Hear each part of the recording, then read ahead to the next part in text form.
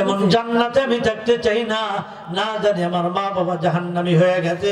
হাফেজ কোরআন একটা দৌড় দিবে জাহান্নামের দিকে, যেই মাত্র হাফেজ কোরআন জাহান্নামের দিকে দৌড় দিবে, অমনি আমার আল্লাহ ডাক দিয়ে বলবেন ফেরেশতারা, ওই যে তাকায় দেখ আমার বান্দা হাফেজ কোরআন জাহান্নামের দিকে যায়, ধর হাফেজ কোরআনকে ধর।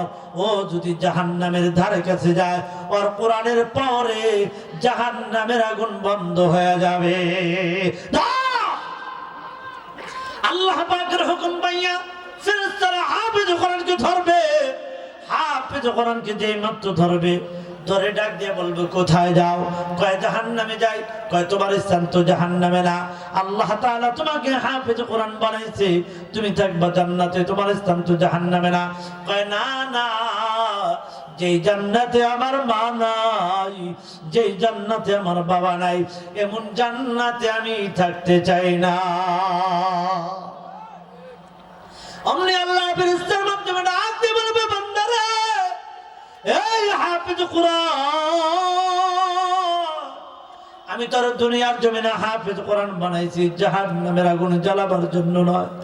এই হাফেজ কোরআন যা যা, আজকে কম পক্ষে হাফেজ কোরআন হওয়ার খাতিরে কম পক্ষে হলো তোর আমি 10টা টিকিট দিয়ে দিলাম।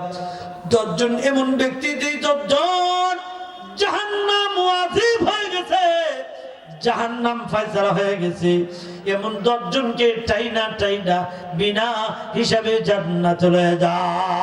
আল্লাহু আকবার। আল্লাহর নবী আখির পয়গম্বর বলে 10 জন কারা? 1 নম্বরে বাবা মা দাদা দাদি নানা নানি শ্বশুর শাশুড়ি। মুসলমান আল্লাহর বান্দারা, নিজের স্ত্রী 9 জন। 10 নম্বরে যেই ব্যক্তি আল্লাহ তাআলা ফয়সালা করে দিবেন হাফেজ কোরআনকে জান্নাতে নেওয়ার ক্ষমতা দিয়ে দিবেন, ওই ব্যক্তিটা হলো যেই ব্যক্তির টাকা খাইয়া, ভাত খাইয়া, বাড়ির খাবার খাইয়া, অথবা টাকার বিনিময়ে যেই বান্দা হাফেজ কোরআন হয়েছে, যেই বান্দা টাকার বিনিময়ে, খরচের বিনিময়ে আল্লাহ তাআলা বলবেন যা হাফেজ কোরআন আজকে ওই ব্যক্তিকেও টাইনা টাইনা বিনা হিসাবে জান্নাতে নিয়ে যা। এজন্য আমার মুসলমান ভাইরা, মুসলমান বাবাজিরে, নীলফামারীর মুসলমান, আল্লাহ তাআলা কার কত সামর্থ্য রেখেছে আমি জানি না। বন্ধুরে, কেউ যদি কোরআনের পাশে দাঁড়ায় কোরআনকে মহাব্বত করে জান্নাতে যেতে চায়, সেই উসিলা আছে না নাই? কথা কয় না, আছে না নাই? বন্ধুগণ আমার ভাইয়ারা, আমি একজন মুসাফির মানুষ, মুসাফির তো আল্লাহ ডাইরেক্ট কবুল করে, কোনো সন্দেহ নাই। সুবহানাল্লাহ। মুসাফিরের দোয়া ডাইরেক্ট কবুল হয়, কোনো সন্দেহ নাই।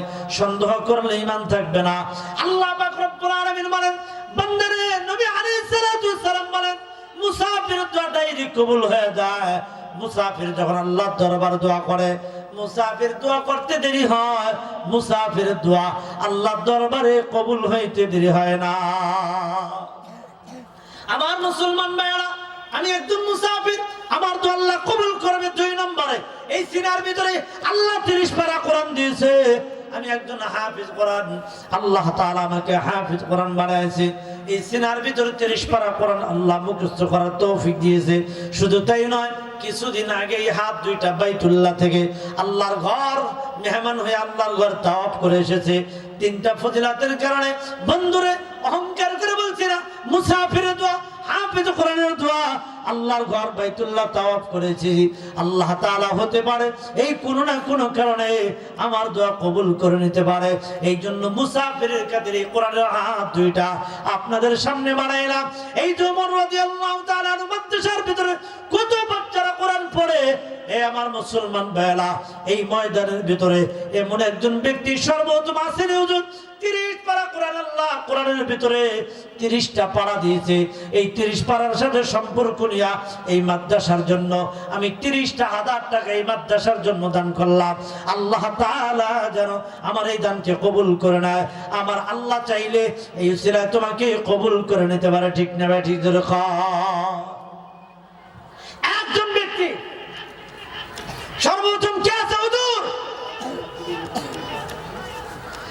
একজন ব্যক্তি হাতটা বাড়ায় বলেন, কে আছে হুজুর এই মাদ্রাসার জন্য? আপনি মুসাফির, হাতটা বাড়াইছেন, আপনার হাতে আমি না নামটা লেখা দিলাম, একসঙ্গে না পারলো